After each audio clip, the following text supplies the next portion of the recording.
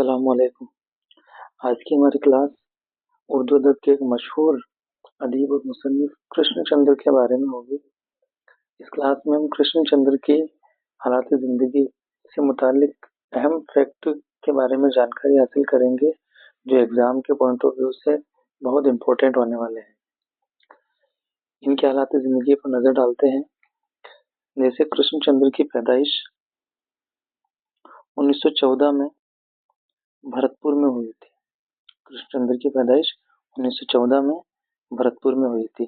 इसके बाद हम पढ़ते हैं कृष्णचंद्र की वफात 1977 में मुंबई में हुई थी। कृष्णचंद्र अपने आखिरी वक्त में मुंबई चले गए थे और इनका आखिरी वक्त मुंबई में ही बीता था। इस वक्त ये मुंबई में फिल्मों के लिए मुकालमा निगारी किया करते थे। कृष्णचंद्र के वालिद का नाम गौरीशंकर चोपड़ा था। इनके वालिद का नाम गौरीशंकर चोपड़ा था। इनके वालिद पुंछ में एक मेडिकल ऑफिसर हुआ करते थे। इस वजह से कृष्णचंद्र का बचपन पुंछ में ही गुजरा था और कृष्णचंद्र ने अपनी इब्तदाई तालीम पुंछ के ही एक प्राइमरी स्कूल से हासिल की थी। आगे बढ़ते हैं। कृष्णचंद्र की तालीम से मुतालिक कुछ अहम जानकारी है। जैसे कृष्णचंद्र ने 1932 में अपना बीए कंप्लीट किया था। इसके बाद 1934 में कृष्णचंद्र ने अंग्रेजी अदब में अपना एमए कंप्लीट किया था गवर्नमेंट कॉलेज लाहौर से। इसके बाद कृष्णचंद्र ने 1937 में एलएलबी की डिग्री हासिल की थी गवर्नमेंट कॉलेज लाहौर से। ये तीन अहम मालूमात हमने हासिल की है। पहला है, कृष्णचंद्र ने 1932 में बीए की डिग्री हासिल की थी। उसके बाद 1934 में इन्होंने अंग्रेजी अदब में एमए किया था गवर्नमेंट कॉलेज लाहौर से। इसके बाद इन्होंने 1937 में एलएलबी की डिग्री हासिल की। ये भी इन्होंने गवर्नमेंट कॉलेज लाहौर से हासिल की थी। इसके बाद हम देखते हैं कि Krishnachandra all India radio Lahore से भी वाबस्ता रहे थे। Krishnachandra all India radio Lahore से भी वाबस्ता रहे थे। कृष्णचंद्र 1939 में ऑल इंडिया रेडियो में बतौर प्रोग्राम असिस्टेंट के तौर पर इन्होंने अपनी पहली मुलाजमत हासिल की थी। इस वक्त ऑल इंडिया रेडियो लाहौर के जो डायरेक्टर थे वो थे उर्दू अदब के मशहूर अदीब व मुसन्निफ पुतरस बुखारी। इस तरह से हमने देखा कि Krishnachandra all India radio Lahore से वाबस्ता रहे थे। ऑल इंडिया रेडियो लाहौर में इन्होंने 1939 में बतौर असिस्टेंट प्रोग्राम के तौर पर ज्वाइन किया था। इस वक्त ऑल इंडिया रेडियो लाहौर में पुतरस बुखारी डायरेक्टर के तौर पर अपनी खिदमात अंजाम दे रहे थे। आगे हम देखते हैं कृष्णचंद्र ने मुकालमा निगारी में जो हाथ आजमाया था उसमें इन्होंने शालीमार फिल्म कंपनी पूना के लिए पहली बार काम किया था। शालीमार फिल्म कंपनी पूना, इसमें ये जैद अहमद की दावत पर शामिल हुए थे। शालीमार कंपनी पूना में कृष्णचंद्र जैद अहमद की दावत पर गए थे। जैद अहमद शालीमार फिल्म कंपनी पूना के डायरेक्टर और प्रोड्यूसर थे। जैद अहमद ने कृष्णचंद्र को शालीमार फिल्म कंपनी पूना के लिए मुकालमा निगारी करने की दावत दी थी। जैद अहमद शालीमार फिल्म कंपनी में डायरेक्टर और प्रोड्यूसर थे। इसके बाद कृष्णचंद्र 1946 में पूना को छोड़कर मुंबई चले गए थे और यहाँ पर भी इन्होंने मुकालमा निगारी की थी। कृष्णचंद्र का आखिरी वक्त मुंबई में ही बीता था। इस वक्त ये मुकालमा निगारी किया करते हैं। आगे हम पढ़ते हैं कि कृष्णचंद्र तरक्की पसंद मुसन्निफिन या तरक्की पसंद तहरीक से भी वाबस्ता थे, इससे जुड़े हुए थे। इसके लिए इन्होंने क्या क्या अहम काम अंजाम दिए हैं इसको हम देखने वाले हैं। इसमें पहला है तरक्की पसंद मुसन्निफिन की कुल हिंद कॉन्फ्रेंस जो हैदराबाद में 1945 में हुई थी। कुल हिंद कॉन्फ्रेंस जो कि हैदराबाद में 1945 में हुई थी, इस पर कृष्णचंद्र ने एक रिपोर्टाज लिखा है जिसका नाम था पौधे। ये परीक्षा के पॉइंट ऑफ व्यू से बेहद इंपॉर्टेंट होने वाला है। सबसे पहला तो ये है, ये प्रश्न पूछा जा सकता है कि पौधे कृष्णचंद्र से मुतालिक कौन सी सिन्फ है। तो ये एक रिपोर्टाज है जो कि इन्होंने तरक्की पसंद मुसन्निफिन की कुल हिंद कॉन्फ्रेंस जो हैदराबाद में 1945 में हुई थी उससे मुतालिक एक रिपोर्टाज तैयार की थी, जिसका नाम इन्होंने दिया था पौधे। पौधे 1947 में शाये हुआ था।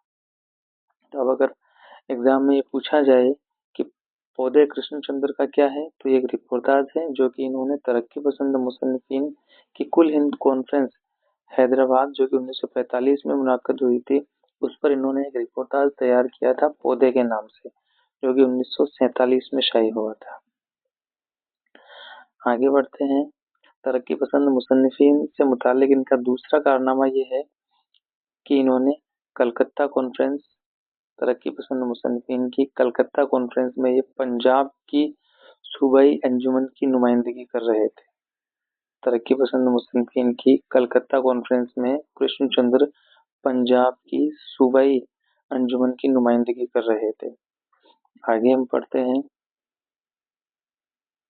कृष्णचंद्र को अपनी जिंदगी में जो अवार्ड मिले हैं उनके बारे में, जिनमें पहला है 1966 में कृष्णचंद्र को सोवियत लैंड नेहरू अवार्ड अपनी अदबी खिदमात की बदौलत मिला था।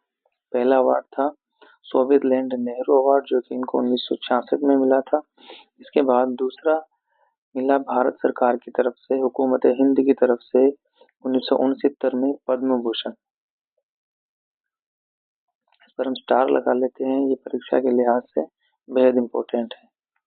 या इस तरह से पूछा जा सकता है कि कृष्णचंद्र को कौन कौन से अवार्ड मिले हैं। तो एक तो है सोवियत लैंड नेहरू अवार्ड और दूसरा है Padma Bhushan. Soviet Land Nehru Award इनको मिला था 1966 में और दूसरा पद्म भूषण जो कि बेहद अहम है वो मिला था 1969 में। इसके बाद में यह है 2017 में कृष्णचंद्र की याद में डाक महकमा की तरफ से इन पर एक डाक टिकट जारी किया गया था 10 रुपए का। 2017 में डाक महकमा की तरफ से, भारत सरकार की तरफ से इनकी याद में 10 रुपए का डाक टिकट जारी किया गया था। आगे बढ़ते हैं और देखते हैं कि कृष्णचंद्र ने तंज मज़ाह का एक मजमून लिखा था, इसका नाम था मिस्टर ब्लैकी। तंज मज़ाह के मजमून का नाम था मिस्टर ब्लैकी। इस तरह से सवाल पूछा जा सकता है कि मिस्टर ब्लैकी जो कि तंज मज़ाह का मजमून है ये किसका लिखा हुआ है। तो इसके खालिक हैं कृष्णचंद्र। मिस्टर ब्लैकी वो इंसान है जो कृष्णचंद्र के फारसी के उस्ताद थे। इस पर इन्होंने लिखा है कि फारसी के उस्ताद का नाम है बुलाकी राम नंदा। क्या नाम है? कृष्णचंद्र के फारसी जबान के उस्ताद का नाम है बुलाकी राम नंदा, जिस पर इन्होंने तंज मज़ाह का एक मजमून लिखा है और उस मजमून का नाम है मिस्टर ब्लैकी। बुलाकी राम नंदा कौन है? बुलाकी राम नंदा कृष्णचंद्र के फारसी जबान के उस्ताद हैं। ये रियासत, मिस्टर ब्लैकी जो मजमून है वो रियासत अखबार में शाये हुआ था। किस अखबार में शाये हुआ था? मिस्टर ब्लैकी जो कि कृष्णचंद्र का तंज मज़ाह का मजमून है ये रियासत अखबार में शाये हुआ था। और ये तंज मज़ाह का मजमून मिस्टर ब्लैकी इन्होंने अपने फारसी जबान के उस्ताद बुलाकी राम नंदा की खिदमत में पेश करने के लिए लिखा था। यहाँ से आगे बढ़ते हैं और देखते हैं कृष्णचंद्र के कुछ रिसालों के बारे में। इन्होंने एक अंग्रेजी रिसाला जारी किया था जिसका नाम था द नॉर्दर्न योयो। द नॉर्दर्न रियोयो। क्या नाम था? द नॉर्दर्न रियोयो। ये इन्होंने प्रोफेसर संत सिंह के साथ में मिलकर के जारी किया था। कृष्णचंद्र का अंग्रेजी रिसाला द नॉर्दर्न रियोयो इन्होंने संत सिंह के साथ मिलकर के जारी किया था। आगे है कृष्णचंद्र का अंग्रेजी महानामा जिसका नाम है द मॉडर्न गर्ल। का अंग्रेजी महानामा का नाम है द मॉडर्न गर्ल। आगे चलते हैं। कृष्णचंद्र के बारे में जो अहम जानकारी है उनमें है कि कृष्णचंद्र की पहली फिल्म कृष्णचंद्र की जो पहली फिल्म है उसका नाम है सराय के बाहर।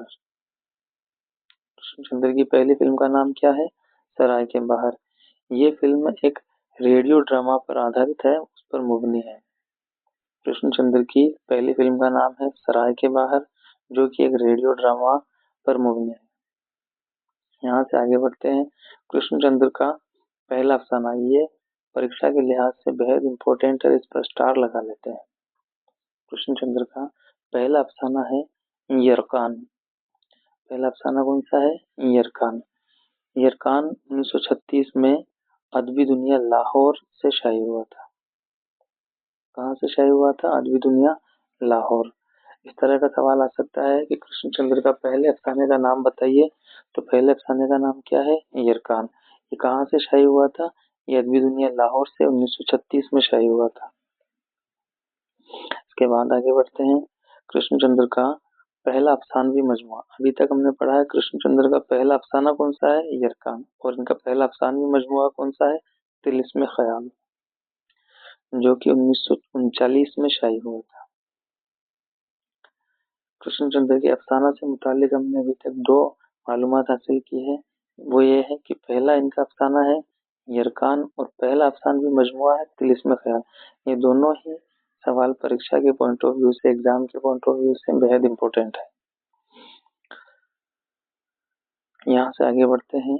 कृष्णचंद्र के मशहूर ड्रामों में है पहला दरवाजा खोल दो और दूसरा है फुटपाथ के फरिश्ते। पहला तो है दरवाजा खोल दो और दूसरा है फुटपाथ के फरिश्ते। आगे देखते हैं कृष्णचंद्र के अहम नावलेट में, मशहूर नावलेट में है पहला है दादर पुल के बच्चे और दूसरा है बर्फ के फूल। एक बार यहाँ तक वापस रिवाइज कर लेते हैं, जो कि एग्जाम के पॉइंट ऑफ व्यू से बेहद इंपॉर्टेंट होने वाले हैं। इसलिए हम देख रहे हैं कि कृष्णचंद्र का जो पहला अफसाना है वो है यरकान। यरकान अदबी दुनिया लाहौर से 1936 में शाये हुआ था। इनका पहला अफसानवी मजमुआ है तिलिस्मे ख्याल, ये 1939 में शाये हुआ था। इसके बाद हमने देखा कृष्णचंद्र के मशहूर ड्रामे और इनके मशहूर नावल। इनके मशहूर ड्रामों में हमने देखा था कि इनका जो मशहूर ड्रामा है वो है दरवाजा खोल दो और दूसरा है फुटपाथ के फरिश्ते। नावलेट में जो मशहूर नावलेट हैं उनमें पहला है दादर पुल के बच्चे और दूसरा है बर्फ के फूल। अब हम यहाँ से आगे बढ़ते हैं। कृष्णचंद्र की सवानी हयात से मुतालिक कुछ अहम और जानकारी हासिल करते हैं। जैसे इनका पहला नावल था शिकस्त, जो कि 1943 में शाये हुआ था साकी बुक डिपो की जानिब से, जो कि दिल्ली की है। साकी बुक डिपो दिल्ली की जानिब से 1943 में कृष्णचंद्र का पहला नावल शिकस्त शाये हुआ था। यहाँ तक हमने देखा है कि कृष्णचंद्र का जो पहला अफसाना है उसका नाम है यरकान, जो कि अदबी दुनिया लाहौर से शाये हुआ था, 1936 में शाये हुआ था। इसके बाद हमने देखा कृष्णचंद्र का पहला अफसानवी मजमुआ, जो कि तिलिस्मे ख्याल, ये 1939 में शाये हुआ था।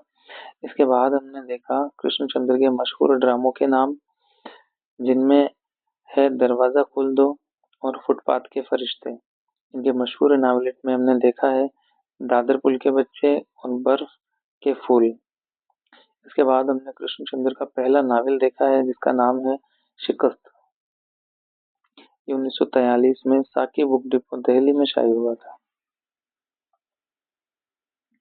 कृष्णचंद्र का पहला नावल कौन सा है? शिकस्त। ये 1943 में साकी बुक डिपो दिल्ली में शाये हुआ था।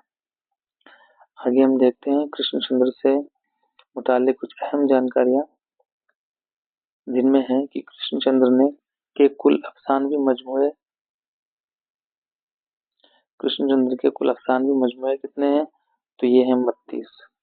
और इन्होंने कुल नावल कितने लिखे हैं? तो इन्होंने कुल नावल लिखे हैं 47। ये दोनों हमको याद रखना है। पहला, कृष्णचंद्र के कुल अफसानवी मजमूए कितने हैं? तो ये हैं 32 और इनके कुल नावल कितने हैं? ये हैं 47। इसके बाद हम देखते हैं कृष्णचंद्र के अहम अफसानवी मजमूए। अभी हमने देखा था कृष्णचंद्र के जो कुल अफसानवी मजमुए हैं वो कितने हैं, 32। इसमें पहले आ रहा है तिलिस्म ख्याल, इसको हम आगे भी पढ़ के आ चुके हैं। ये कृष्णचंद्र का पहला अफसानवी मजमुआ है जो 1939 में शाये हुआ था।